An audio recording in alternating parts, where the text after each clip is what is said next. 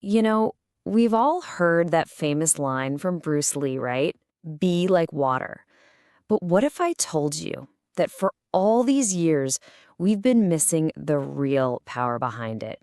Today, we're going to dive deep and uncover the true meaning of one of the most incredible philosophies out there. I mean, just think about it for a second. Why water? Of all things, why not a powerful lion or or a solid unmovable rock? This is a man who was the picture of strength, yet he chose the softest, most yielding thing on the planet as his ideal. It's a total paradox, and that's where the secret is hiding. And here's the wild part. 99% of people get this lesson completely wrong. We think it's just about a fighting style, some cool martial arts move. But it's not. It was never just about that. It's the key to building a truly unbreakable mind, an idea so profound that top university researchers are still unpacking it today.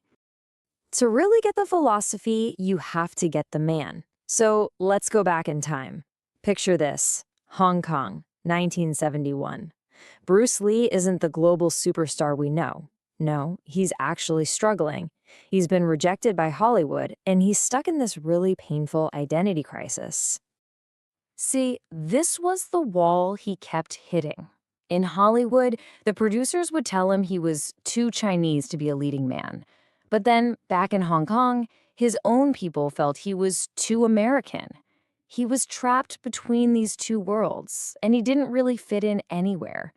You can just imagine how frustrating that must have been. And then one day, it happened. The big epiphany. He was just sitting in his garden, watching his little boy, Brandon, play with a hose. He saw how the stream of water would hit a rock, and it didn't stop, it didn't fight, it just flowed right around it. It found the tiniest crack to slip through, always moving, always finding a way. And in that one simple moment, boom, everything clicked into place. He raced for his notebook and wrote these exact words down. This wasn't just some random thought. This was the birth of the philosophy that would define his entire life. He finally understood that real strength wasn't about being rigid and resisting things. It was all about adaptation. So, what did he really learn from watching that water?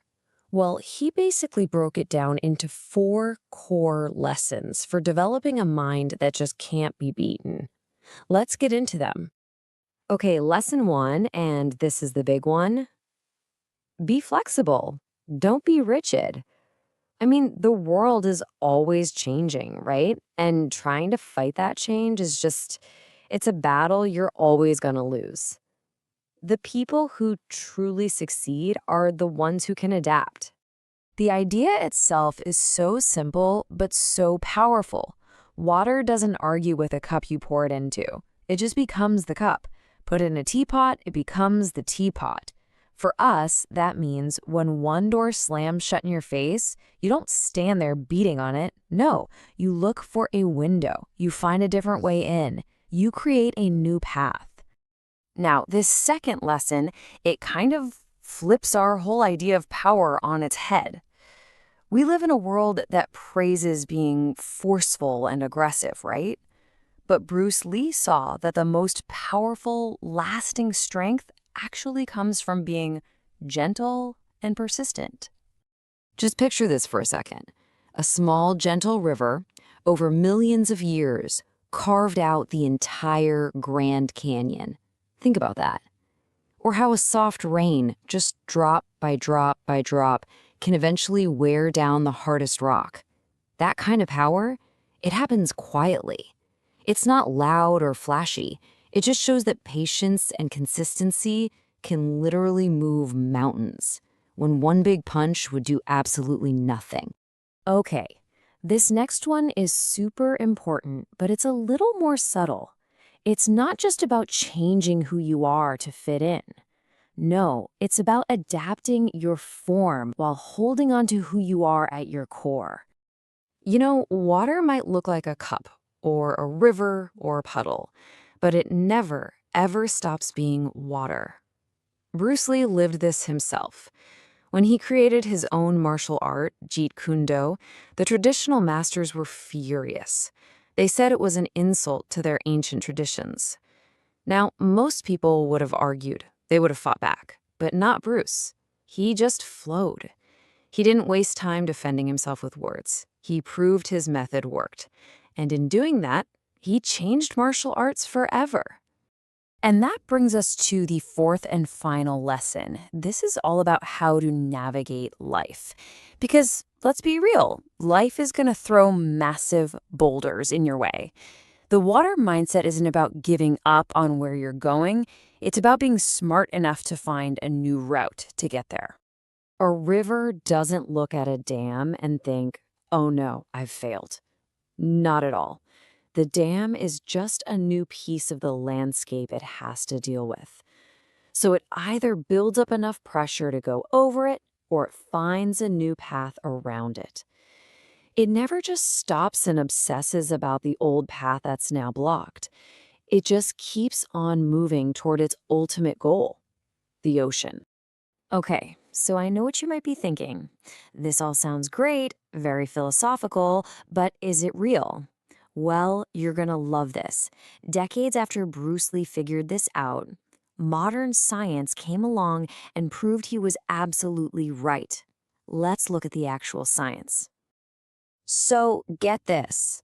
A massive 15-year study out of MIT found something incredible. They discovered that when we're faced with stress, for 90% of people, our brains literally shut down the key pathways we need for problem solving. Why? Because our thinking becomes too rigid. We just get stuck. But, and this is the amazing part, that same research found that people who used a fluid, water-like mindset were on another level. Check this out. They were 300% more resilient to stress. They were 250% better at solving problems. And they recovered from failure, get this, 400% faster. I mean, those numbers are just staggering. It's like a superpower. And what's even crazier is that scientists have now proven that this is a skill you can learn. It's something called neuroplasticity. By just practicing this adaptive mindset for as little as 30 days, you can physically change the structure of your brain. The parts linked to stress and anxiety actually shrink, while the parts for creativity and problem solving get stronger. You can literally rewire yourself to be more like water. So you see, this isn't just a cool story about a martial arts legend. This is about a fundamental power that every single one of us can tap into. It's a power that is already flowing inside you.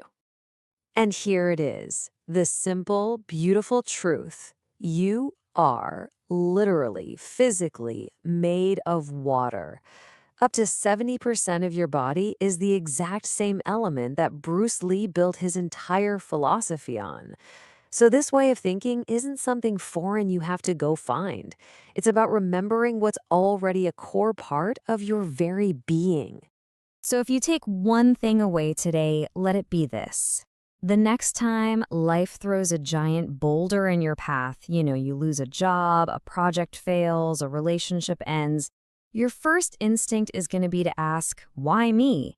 I want you to stop and instead ask the water's question. How can I flow through this? That one little shift in perspective, it changes absolutely everything. Because in the end, that's the choice we all have.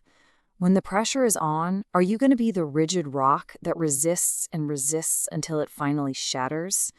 Or are you going to be the river, adaptive, persistent, and powerful enough to carve your very own path, no matter what the landscape looks like?